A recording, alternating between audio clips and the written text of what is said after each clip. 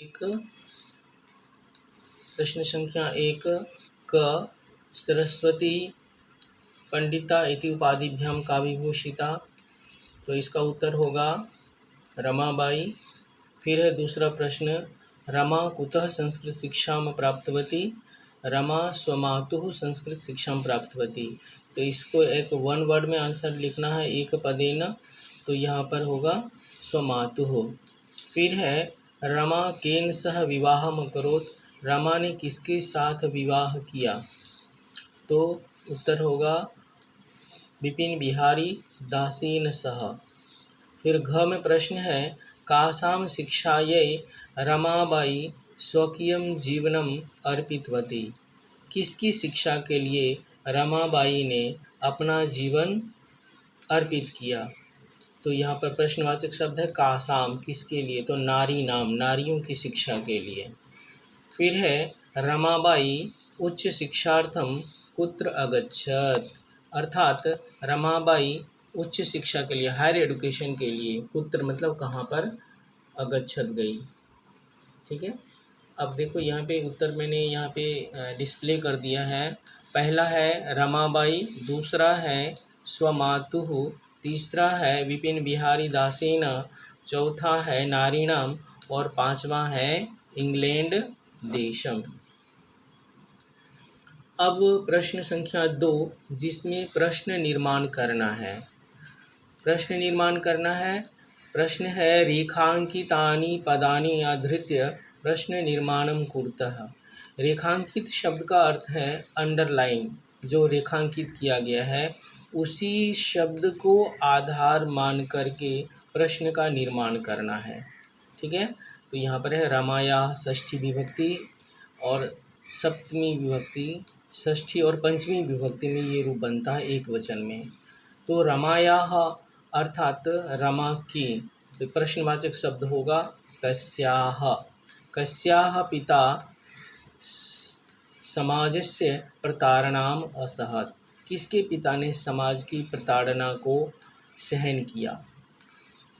दूसरा प्रश्न है पत्युः मरणांतरम रमाबाई महाराष्ट्रम प्रत्यागच्छत।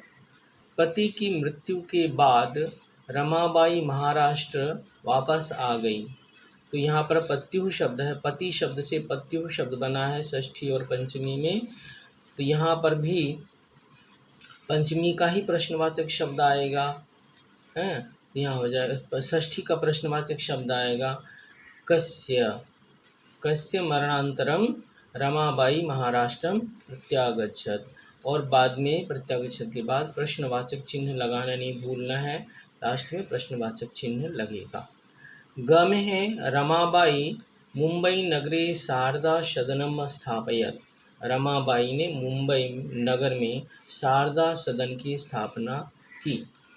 अब यहाँ पर प्रश्न जो वाचक शब्द लगना चाहिए वो रिप्लेस हो करके, रिप्लेस वर्ड होगा मुंबई नगरी, है ना। उस प्लेस जो शब्द को रिप्लेस करेंगे और उसकी जगह पे लगाएंगे कुत्र। रमाबाई कुत्र शारदा सदनम स्थापयत। फिर घ में है 1922 ख्रीस्ताब्दे रमाबाई महोदयायाः निधनम अभवत। 1922 ईस्वी में रमाबाई महोदय का निधन हो गया। अब रेखांकित पद यहाँ पर है रमाबाई महोदयायाः, रमाबाई महोदय की मृत्यु। अब यहाँ पे प्रश्नवाचक शब्द होना चाहिए कस्याः, महोदयायाः अर्थात कस्याः निधनम अभवत। किसका निधन हो गया, 1922 ईस्वी में किसका निधन हो गया। तो अभवत के बाद प्रश्नवाचक चिन्ह लगाना है। मेरी कोशिश ये है कि एकदम क्लियर करके जो है उत्तर को मैं बताऊं, ताकि किसी भी बच्चे को कोई कन्फ्यूजन नहीं हो और अर्थ भी समझ में आ जाए, भाव भी समझ में आ जाए और उत्तर भी उन्हें पता लग जाए। फिर इसी क्रम में जो बड़ा वाला जो प्रश्न है, स्त्रियः शिक्षाम लभन्ते स्म। स्त्रियां शिक्षा पाती थी, स्त्रियां शिक्षा पाती थी। तो यहाँ पर प्रश्न प्रथमा का बहुवचन में ये उत्तर है इसका प्रश्न भी जो है प्रथमा के बहुवचन में आना चाहिए। तो यहाँ पे हो जाएगा काह, मतलब कौन, शिक्षाम लभन्ते स्म, शिक्षा पाती थी। तो स्त्रियः शिक्षाम लभन्ते स्म, स्त्रियाँ शिक्षा पाती हैं, प्रश्नवाचक हो जाएगा काह। स्त्रियः की जगह पर रिप्लेस होकर के क्या शब्द आ जाएगा, प्रश्नवाचक शब्द काह शिक्षाम लभन्ते स्म, प्रश्नवाचक चिन्ह। ठीक है, तो इस प्रकार से जो है हम प्रश्नों के उत्तर का हल करेंगे। अब देखो यहाँ पे जो है मैं डिस्प्ले कर दे रहा हूँ प्रश्न के उत्तरों को। कस्याः पिता समाजस्य प्रतारणाम् असहत्, कस्य मरणानन्तरं रमाबाई महाराष्ट्रं प्रत्यागच्छत्, रमाबाई कुत्र शारदा सदनम् स्थापयत्, 1922 ख्रीस्ताब्दे कस्याः निधनम् अभवत्, काः शिक्षाम लभन्ते स्म। तो इस प्रकार से जो है हम जब प्रश्न निर्माण करते हैं तो हमें इन बातों का ध्यान रखना है, किस प्रकार से प्रश्न निर्माण करना है। अब यहाँ पे जो है प्रश्नानाम उत्तराणि लिखता, प्रश्न नंबर 1 में आप लोगों ने देखा कि 1 वर्ड आंसर था, एक पदेन उत्तर था। अब जब एक पदेन उत्तरतः पूछा गया है तो एक पद में ही उत्तर देना है, और जहाँ पर ये शब्द नहीं लिखा हुआ है एक पदेन उत्तरतः, इसका मतलब कि पूर्ण वाक्य में उसका उत्तर देना है। ठीक है, पूर्ण वाक्य में उसका उत्तर देना है, फुल सेंटेंस में उसको आंसर लिखना है। तो पहला प्रश्न है रमाबाई किमर्थम आंदोलनम आरब्धवती, रमाबाई ने किस लिए आंदोलन शुरू की। ठीक है, तो अब जैसा मालूम है कि रमाबाई बालिका नाम स्त्री नाम कृते संस्कृत वेदादि शास्त्रस्य च शिक्षायै आंदोलनम आरब्धवती। रमाबाई बालिकाओं स्त्रियों के लिए संस्कृत और वेद आदि शास्त्रों की शिक्षा के लिए आंदोलन प्रारंभ की। फिर प्रश्न है निसहाया, मतलब असहाय, जिसकी सहायता करने वाला कोई नहीं है, ऐसी स्त्रियां आश्रमे किं लभन्ते स्म, क्या प्राप्त करती थी। तो वो जो असहाय स्त्रियां थी, निसहाया स्त्रियः आश्रमे मुद्रण टंकन, मुद्रा को टंकन करने के लिए, मुद्रण टंकन मतलब टाइपिंग के लिए, अक्षरों की टाइपिंग के लिए, काष्ठ कालादि नाम, काष्ठ कलादि नाम, काष्ठ मतलब लकड़ियों पर कलाकृति करने के लिए, डिजाइन निकालने के लिए प्रशिक्षणम अपि लभन्ते स्म, प्रशिक्षण प्राप्त करती थी। तो उन्हें टाइपिंग सिखाई जाती थी और लकड़ियों पर जो है कलाकृति बनाने के लिए सिखाई जाती थी। तो ये 2 प्रशिक्षण उन असहाय स्त्रियों को उस आश्रम में पंडिता रमाबाई ने ये व्यवस्था करके रखी थी। अब प्रश्न है कस्मिन् विषये रमाबाई महोदयायाः योगदानम् आसीत्, रमाबाई महोदय का किस विषय में, किस क्षेत्र में, किस एरिया में उनका जो है योगदान था। अवदानम, योगदानम, सहायता। तो रमाबाई महोदयायाः, रमाबाई महोदय का जो है स्त्री शिक्षायां समाज सेवायां च विषये रमाबाई महोदयायाः योगदानम् आसीत्। तो स्त्री शिक्षा के क्षेत्र में और समाज सेवा के क्षेत्र में पंडिता रमाबाई महोदय का बहुत बड़ा योगदान था। इसके बाद प्रश्न उठता है घ वाला कि किन रचना द्वयेन रमाबाई प्रशंसिता, किन दो रचनाओं के कारण या रचना से रमाबाई प्रशंसित हुई, मतलब प्रशंसा को प्राप्त हुई उसका और नाम बढ़ा। किन दो, वही कौन सी 2 रचनाएं थी जिसकी वजह से पंडिता रमाबाई जो है वो प्रसिद्ध हुई, प्रशंसा के पात्र बनी।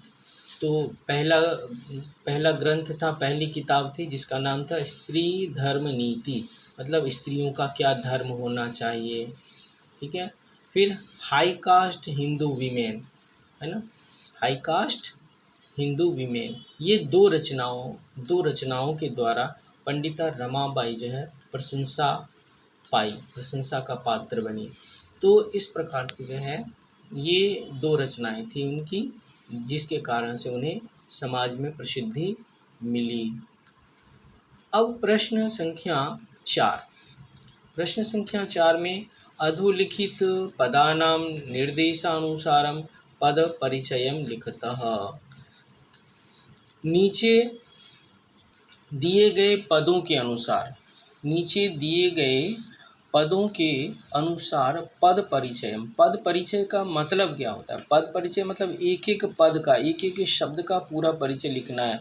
उसमें मूल शब्द क्या है, उसका लिंग क्या है, उसकी विभक्ति क्या है और वो वचन किस वचन में है, तो उसको कहते हैं पद परिचय। उसको पूरा इंट्रोडक्शन देना, तो मूल पद क्या है, उसका कौन सी लिंग है, स्त्रीलिंग पुल्लिंग नपुंसक लिंग है, विभक्ति कौन सी है, प्रथमा द्वितीय तृतीय चतुर्थी पंचमी षष्ठी सप्तमी, या वचन क्या है, एक वचन द्विवचन बहुवचन, इस प्रकार से बताना कहलाता है पद परिचय। अब यहाँ पे देखो एक उदाहरण दिया गया है, उदाहरण देकर बताया गया है वेद। तो वेद जो है शब्द पुल्लिंग है, षष्ठी है और बहुवचन में बनता है वेदानाम। वेदानाम में पद है वेदानाम और मूल शब्द उसका है वेद। लिंग है पुल्लिंग और विभक्ति है षष्ठी और बहुवचन में ये रूप बनता है। तो ये आकारांत शब्द का षष्ठी बहुवचन में बनता है, याद रखना ये आकारांत पुल्लिंग शब्द है। इसी प्रकार से जो है पिता शब्द है, पिता शब्द जो है मूल शब्द है पितृ, मूल शब्द है पितृ और लिंग है पुल्लिंग, विभक्ति है प्रथमा और एक वचनम। इसी प्रकार से शिक्षा यही है, तो मूल शब्द इसका है शिक्षा और लिंग है स्त्रीलिंग, विभक्ति है चतुर्थी और एक वचनम। इसी प्रकार से अगला शब्द है कन्याः। कन्याः शब्द भी जो है इसका मूल शब्द है कन्या और लिंग है स्त्रीलिंग, विभक्ति है प्रथमा, वचन है बहुवचनम। तो ये बहुवचनम में बनता है कन्या शब्द। नारी नाम, नेक्स्ट नारी नाम है। नारी नाम में जो मूल शब्द है नारी है और लिंग क्या है स्त्रीलिंग है और विभक्ति है षष्ठी और वचन है बहुवचनम। इसी प्रकार से जो है एक और शब्द है मनोरमया। मनोरमया में मूल शब्द है मनोरमा, विभक्ति है तृतीया और लिंग है इसका स्त्रीलिंग। मनोरमा है इसलिए लिंग स्त्रीलिंग है और तृतीया विभक्ति है और एक वचनम में ये रूप बनता है। तो इस प्रकार से जो है ये लिंगों का पद परिचय हमने यहाँ पे दिया है।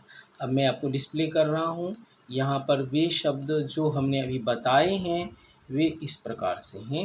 मैं एक बार फिर से रिपीट कर देता हूँ, है ना। पितृ शब्द मूल शब्द, पिता का मूल शब्द पितृ है, पुल्लिंग है प्रथमा एक वचनम। शिक्षायै में मूल शब्द शिक्षा है, स्त्रीलिंग है, चतुर्थी है, एक वचनम में बनता है ये रूप। फिर कन्याः मूल शब्द कन्या, स्त्रीलिंग प्रथमा बहुवचनम। नारी नाम में नारी है, स्त्रीलिंग है, षष्ठी है, बहुवचन में ये रूप बनता है। मनोरमा में जो मनोरमया में मनोरमा मूल शब्द है, स्त्रीलिंग में तृतीया, एक वचन में ये मनोरमया रूप बनता है। अब हम आते हैं क्वेश्चन नंबर 5 में। अधोलिखितानां धातूनां लकारा पुरुषम वचनम लिखतः। अर्थात नीचे लिखे धातुओं का लकार पुरुष और वचन लिखिए, ये कह रहा है। तो यहाँ पर जो है जो शब्द दिया हुआ पद दिया हुआ है वो पद का हमें परिचय देना है। तो क्वेश्चन नंबर 4 में जो था वो संज्ञा पद थे, ठीक है।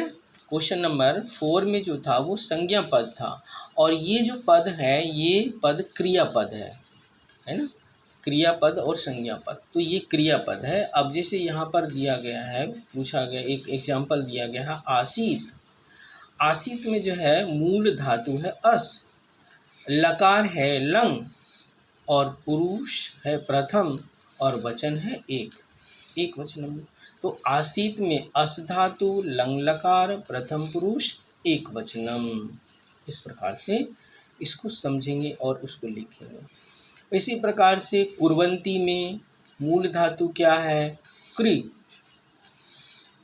लकार क्या है? लट, पुरुष क्या है? प्रथम, वचन क्या है? बहुवचनम।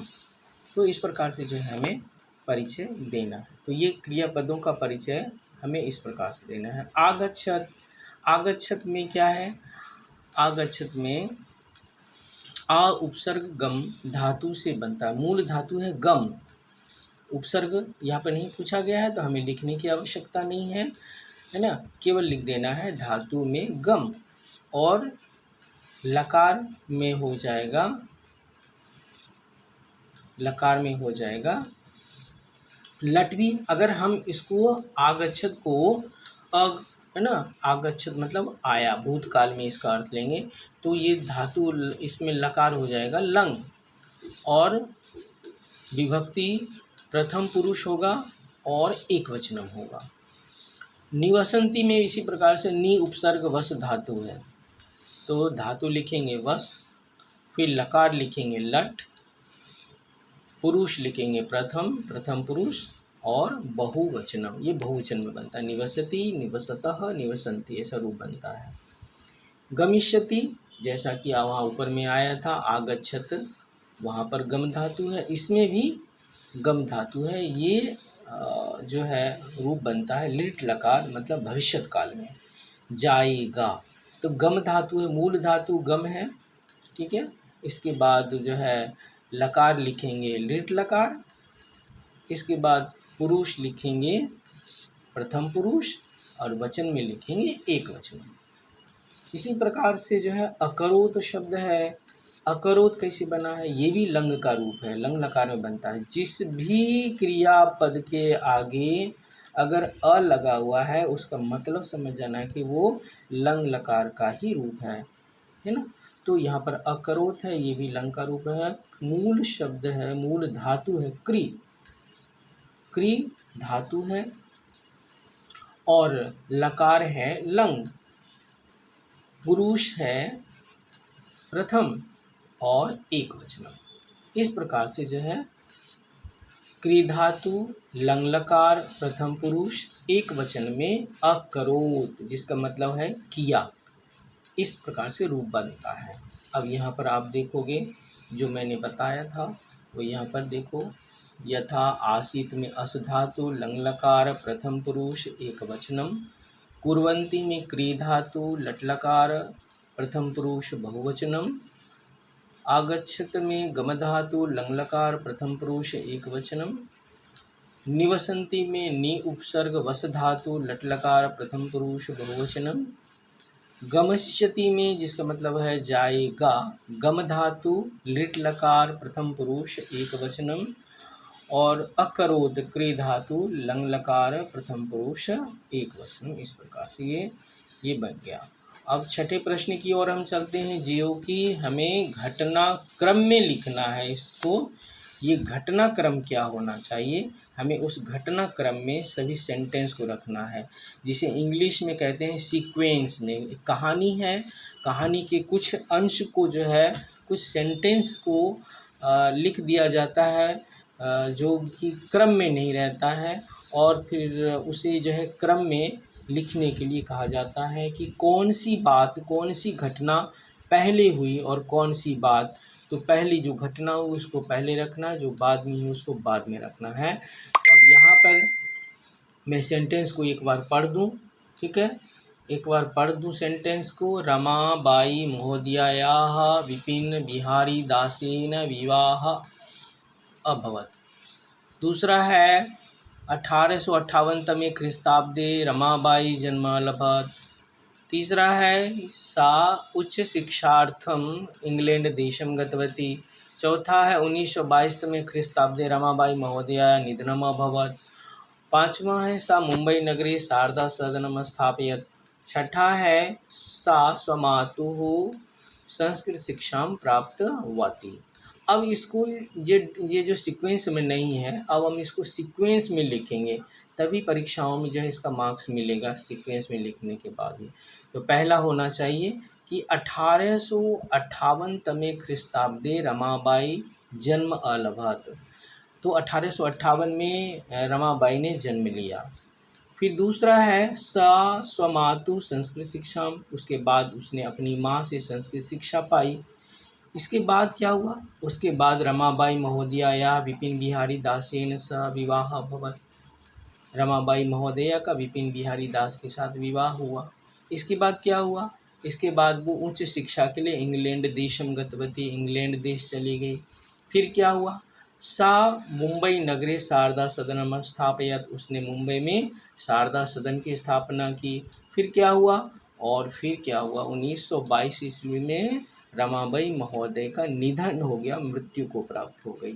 तो इस प्रकार से जो है ये प्रश्न, सारे प्रश्नों का उत्तर हमने यहाँ पे समझा दिया अच्छी तरह